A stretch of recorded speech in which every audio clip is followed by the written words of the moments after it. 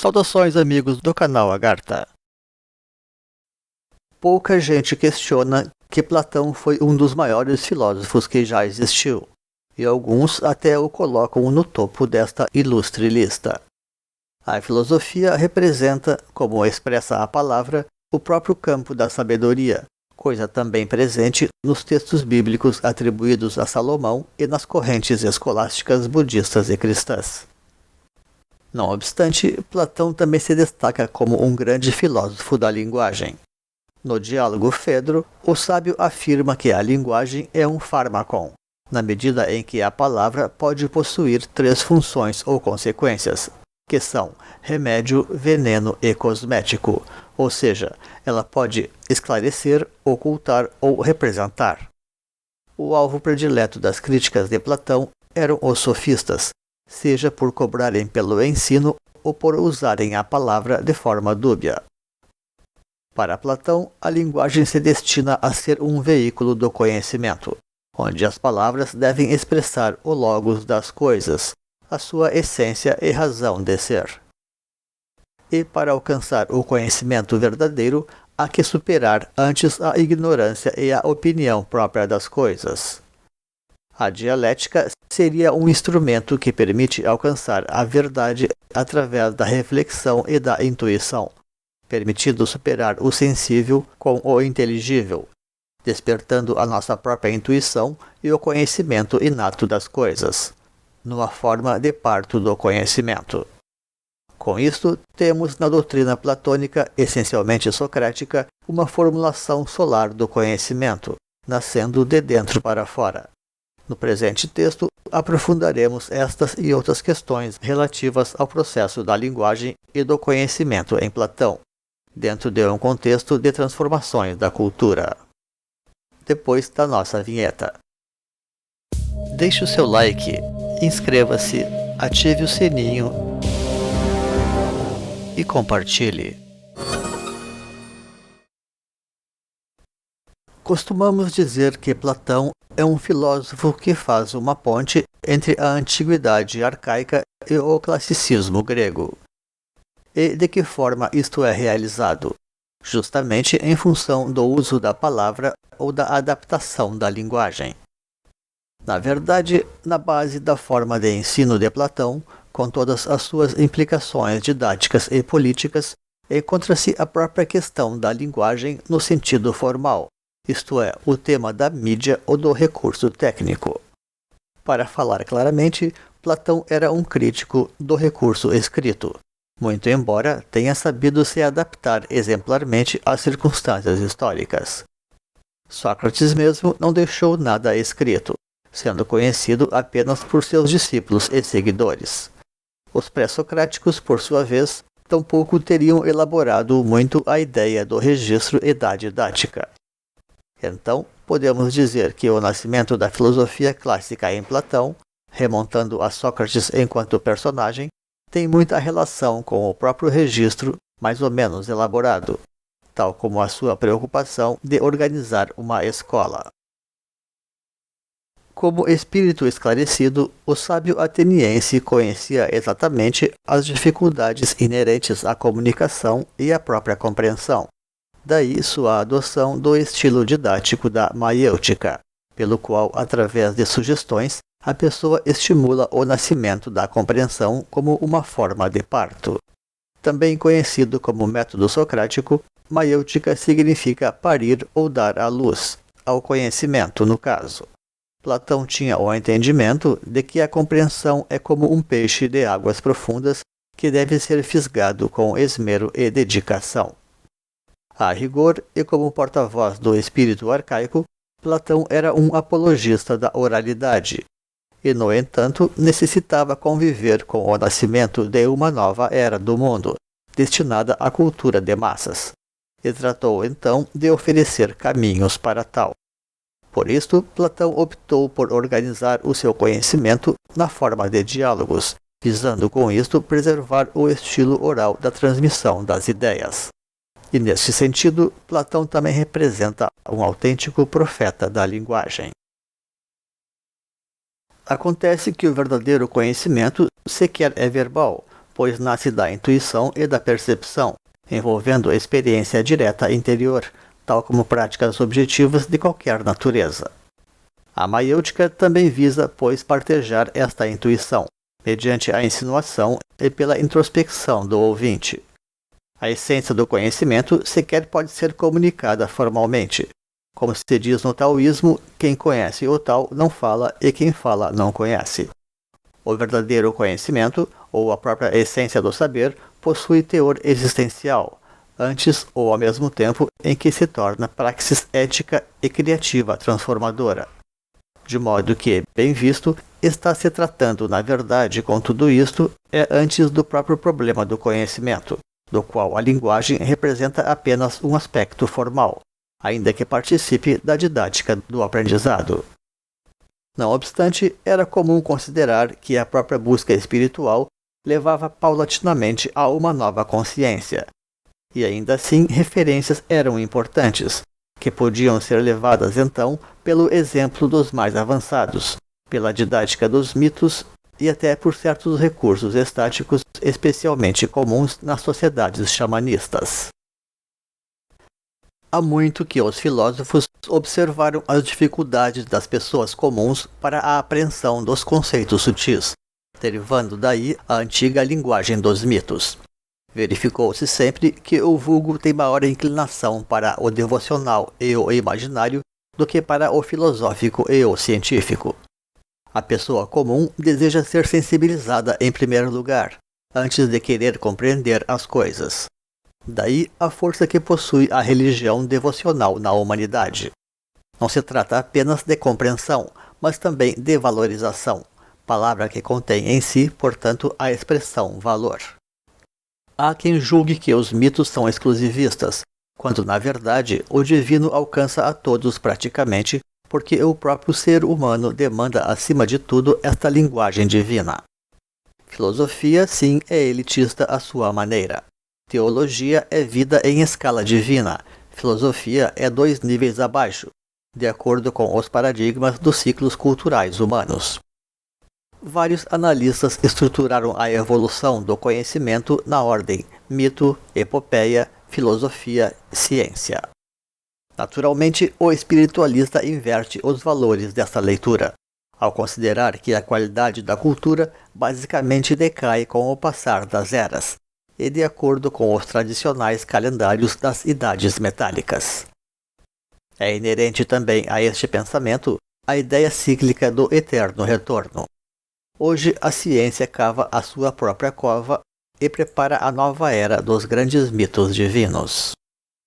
Provavelmente, a única coisa que ainda poderá redimir a ciência e a própria modernidade diante dos seus terríveis paradoxos de destruir de tal forma a natureza, da qual se vangloriam de conhecer tão bem, será justamente voltando os seus instrumentos para as coisas espirituais e passando a pesquisar também o universo interior do ser humano. A mitologia é explanação simbólica para quem ainda não está preparado para compreender as grandes verdades, ao mesmo tempo em que o próprio símbolo alcança começar a despertar o coração e o intelecto. Como numa semeadura de sonhos sagrados, o mito reflete e projeta situações ideais para a humanidade. Muitos filósofos pré-socráticos, tal como outros, tinham fortes marcas de arcaísmo, ou o que chamaríamos mesmo de tradição. Os precursores Homero e Hesíodo transmitiram mitologia e epopeia, tal como noções de calendários mundiais. Quanto aos próprios pré-socráticos, se diz por vezes que queriam se libertar da mitologia e propor cosmologias para explicar o mundo. No entanto, no Egito Antigo já havia várias dessas cosmologias também. Além disso, Pitágoras, que estava entre eles, bebeu profundamente da sabedoria arcaica. Empédocles se destaca da mesma forma por sua vida lendária e miraculosa. Na sequência, temos Sócrates, que morreu na defesa de ideais tradicionais. Quanto ao seu discípulo Platão, nem há o que discutir a respeito. Sócrates foi um filósofo maior, surgido depois daquela grande florescência de sábios, e Platão realizou uma grande síntese e também se preocupou em renovar a comunicação dos conhecimentos tradicionais. Seria somente com Aristóteles, portanto, discípulo de Platão, que teremos o verdadeiro empirismo, inclusive no seu esforço de escrever grandes tratados. E ainda assim, este filósofo estava próximo das artes liberais que se viria a ensinar na Idade Média. A proximidade entre a mitologia e a cosmologia é muito maior do que se imagina por vezes, razão pela qual os deuses não raro estão intimamente associados a planetas e luminares. É claro que hoje as pessoas tendem a considerar os deuses como meros símbolos dos planetas, dentro de uma materialização leiga das ideias tradicionais, quando na verdade o conceito original era todo o contrário, quer dizer, os planetas é que simbolizavam as energias encarnadas nas hierarquias como uma simples linguagem simbólica. Deste modo, aquilo que os filósofos realmente realizaram foi apenas uma mudança de linguagem, ainda que tal coisa favorecesse na aparência o empirismo ou a objetividade. A transmissão do conhecimento havia sido feita nas origens dentro das linhagens iniciáticas. O contexto da ritualística, a reverência aos mestres e a solenidade dos templos, tudo conspirava para preparar o espírito para a recepção de verdades profundas. Já entre os judeus antigos, os profetas praticavam a dramaturgia para sensibilizar a sociedade e admoestar os poderosos. Em Roma, filósofos foram adotados como conselheiros e ombudsman. O bobo da corte medieval ainda era um resquício disto. Mas foi na Grécia mesmo que se criou o conceito de espetáculo, como uma adaptação popular dos primitivos recursos sacerdotais, e reflexo da era humanista que iniciava então, de massificação da cultura. Platão ilustrou a ilusão e a simulação das coisas através do mito da caverna, antecipando de resto a mecânica de certas mídias. O troglodita do conhecimento é um homem confinado, escravo da ignorância e limitado nas suas ações. Para a imensa maioria, a vida não passa de um jogo de espelhos ou de sombras, onde o teatro da vida se substitui pela vida do teatro, naquilo que se conhece melhor como pão e circo. O conhecimento verdadeiro é, afinal de contas, uma construção de percepções e uma capacitação do próprio espírito. O conhecimento puro deve ser isento de demandas e distorções pessoais. Do contrário, ele fica reduzido a opiniões sujeitas às paixões e condicionamentos da própria pessoa. Platão difere bem conhecer de opinar. O método socrático explora a natureza dos condicionamentos humanos buscando contorná-los. Com efeito, o ser humano, no fundo, até já sabe ou conhece muita coisa. Memória e pensamento têm muito a ver com frequência e sintonia.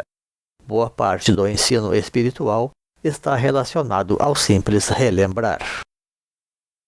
A capacidade do vulgo de pensar é apenas a semente de uma divinização potencial que todo humano possui.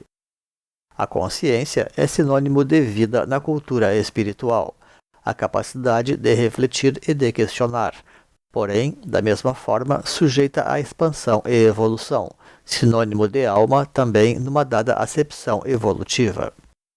A atividade mental incessante é um dos maiores obstáculos ao verdadeiro conhecimento.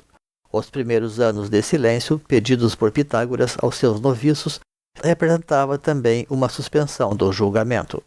A pessoa que silencia também aquieta a mente e desperta o coração e a própria intuição. A mente divina é soberana em função da iluminação alcançada, que repotencializa a capacidade neuronal humana, conferindo uma espécie de onisciência. Como corolário a tudo isto, existe a teoria das ideias em Platão, ou a epistemologia platônica. O mundo mesmo é apresentado como um teatro de sombras, imperfeito e transitório, e cuja essência está antes na própria consciência e nas ideias que concebem as verdadeiras origens das coisas. O conhecimento real possui sempre certo caráter revelatório, muito distinto da simples opinião leiga movida por emoções. Uma das expressões da teoria dos arquétipos está na geometria sagrada de Platão, tal como na ideia dos elementos como bases secretas da criação, como no antigo mito do deus Baco, e certamente de caráter muito mais simbólico e subjetivo do que exterior. Porque, mais do que tudo, o conhecimento era algo a ser ajustado dentro da esfera do tempo. Ninguém mais do que os grandes sábios tinham a preciosa informação de que o próprio espírito humano é capaz de acessar informações diretamente, em função do aumento da sua capacidade cognitiva através dos caminhos da alta iniciação. O verdadeiro parto do conhecimento acontece não mediante uns tantos diálogos aqui e acolá, ou tampouco no breve período de 9 meses da formação humana. Ele pode se dar, isto sim, ao cabo de 9 anos de trabalhos sistemáticos sobre si mesmo, cumprindo assim o 3 vezes 3, que leva à completa superação dos miasmas das energias humanas inferiores. E com isto se alcança a perfeição da iniciação humana, seguindo-se depois apenas a própria iluminação, já no corolário do 10º ano, onde podemos evocar então a Tetráctis de Pitágoras como método e currículo esotérico, tendo em vista a obtenção da completação da humana condição. Aqui podemos tratar também do aspecto estratégico da linguagem de Platão. A maiêutica serviu como instrumento para o antiproselitismo, por assim dizer. Ao invés de professar diretamente uma ideia ou pregar uma teoria, o sábio induzia o espectador a alcançar as suas próprias conclusões. A morte de Sócrates mostrou o perigo de confrontar as vicissitudes do poder. Havia novas ideologias em curso, sequiosas por se afirmar e remover velhos paradigmas. Os pilares da tradição, então fragilizados, corriam o risco de sucumbir. Mas, através da sua academia filosófica, Platão conseguiu perpetuar suas ideias por 1 milênio, até que pôde ajudar a organizar a sociedade medieval.